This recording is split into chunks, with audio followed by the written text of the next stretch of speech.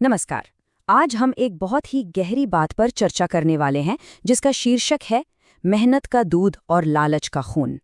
सुनने में ये शायद सिर्फ एक कहानी लगे, पर यकीन मानिए ये एक ऐसा आध्यात्मिक सबक है जो सदियों बाद भी आज भी उतना ही सच है।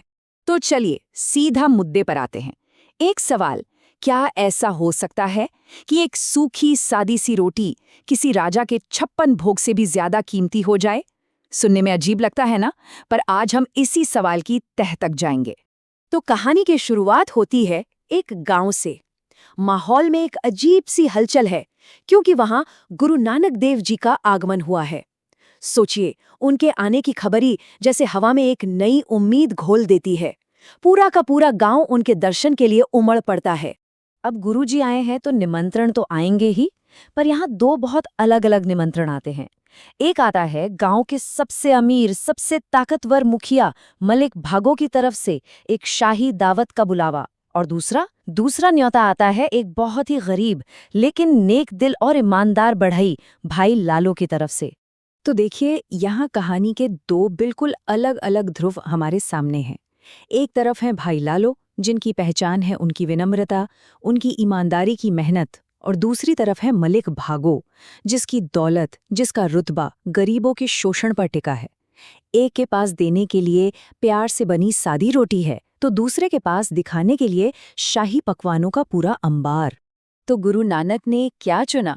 क्या वो शाही दावत में गए? नहीं, उन्होंने मलिक भागो के आलीशान महल को ठुकराकर भाई लालो की छोटी सी विनम्र सी झोपड़ी में रुकना पसंद किया। सोचिए, ये फैसला ही अपने आप में कितना बड़ा संदेश था।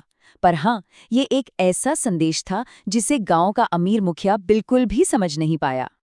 अब जाहिर सी बात है, मलिक भागो का अहंकार, उसकी ईगो बुरी तरह से हर्ट हुई। उसे लगा कि ये तो मेरा सरासर अपमान है, और वो गुस्से से तमतमाता हुआ गुरु नानक के पास पहुंचा, उनका सामना करने, उनसे सीधा सवाल करने। और उसने पूछा, क्या?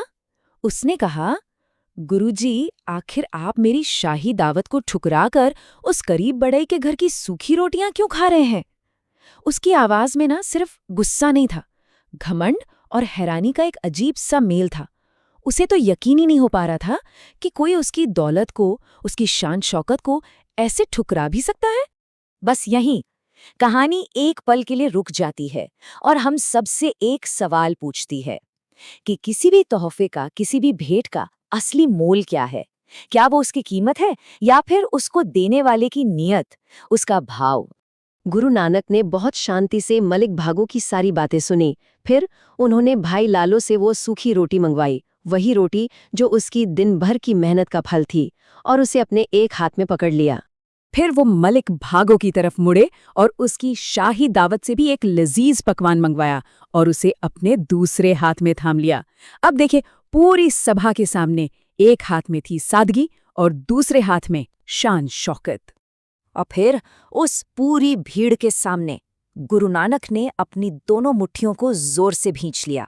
बस यही वो पल था जो सब कुछ बदलने वाला था, इतिहास में दर्ज होने वाला था। जिस हाथ में भाई लालो की सूखी रोटी थी ना, जैसे ही गुरुजी ने उसे निचोड़ा, उसमें से दूध की एक साफ सफेद धार बह निकली। ये दूध क्या था? ये भाई लालो की ईमानदारी का, उसकी सच्ची मेहनत का, उसकी पवित्र कमाई का सबूत था। और दूसरा हाथ, जब गुरुजी ने मलिक भागो के शाही पकवान वाली मुट्ठी को भींचा तो सब के सब सन रह गए। उसमें से दूध नहीं बल्कि खून की लाल लाल बूंदें टपकने लगीं। ये खून प्रतीक था उन गरीबों के आंसुओं का, उनके पसीने का, जिनकी मेहनत को लूटकर भागो ने अपनी ये दौलत बनाई थी। तो देखिए, नतीजा सबके सामने था, दूध और खून। एक तरफ ईमानदारी की मेहनत का अमृत और दूसरी तरफ लालच और शोषण का जहर। गुरु नानक ने एक शब्द भी नहीं कहा, पर उन्होंने दुनिया का सबसे बड़ा सबक सिखा दिया था। देखिए, ये जो हुआ ना, ये सिर्फ कोई जादू या चमत्कार नहीं था, बल्कि ये एक सार्थक जीवन जीने के 3 बहुत जरूरी स्तंभों, 3 सुनहरे सिद्धांतों की नींव थी। तो चलिए अब जरा इन सिद्धांतों को समझते हैं। पहला सिद्धांत है किरत करनी। इसका मतलब है ईमानदारी से, अपने हुनर से, अपनी मेहनत से कमाना।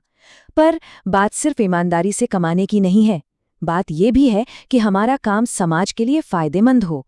ये सिद्धांत हमें खुद से ये सवाल पूछने पर मजबूर करता है, क्या हमारी मेहनत से ये दुनिया एक बेहतर जगह बन रही है, या हम भी अनजाने में किसी और के लालच की मशीन का एक पुर्जा बने हुए हैं। दूसरा सिद्धांत है वंड छपना। इसका मतलब है जो भी कमाया है उसे जरूरतमंदों के साथ मिलकर, बांटकर इस्तेमाल करना। ये सिर्फ कोई दान पुण्य या चैरिटी नहीं है, ये इस बात को मानना है कि जो हमारे पास है उस पर समाज का भी हक है। कह सकते हैं कि जो आज हम कॉर्पोरेट सोशल रिस्पॉन्सिबिलिटी जैसी बड़ी बड़ी बातें करते हैं ना, ये उसका सदियों पुराना सच्चा रूप है। तो इस पूरी कहानी से हमें क्या सीख मिलती है, चलिए फटाफट देख लेते हैं। पहली बात, सच्ची भक्ति पैसे में नहीं, नीयत की ईमानदारी में है। दूसरी, कितना कमाया इससे ज्यादा जरूरी है कि कैसे कमाया, कमाई की शुद्धता सबसे ऊपर है। तीसरी बात, एक अच्छा जीवन हमेशा ईमानदारी और करुणा की नींव पर ही खड़ा होता है। और आखिरी पर सबसे जरूरी बात, जो भी हमारे पास है उसे बांटना, ये एक पवित्र जिम्मेदारी है। और अब मैं इस कहानी को एक सवाल के साथ खत्म करना चाहूंगा।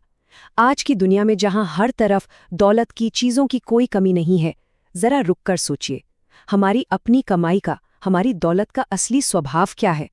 क्या वो भाई लालों की रोटी की तरह मेहनत का दूध है, या फिर जाने अनजाने में मलिक भागों के पकवान की तरह किसी के शोषण का खून? इस पर सोचिएगा जरूर।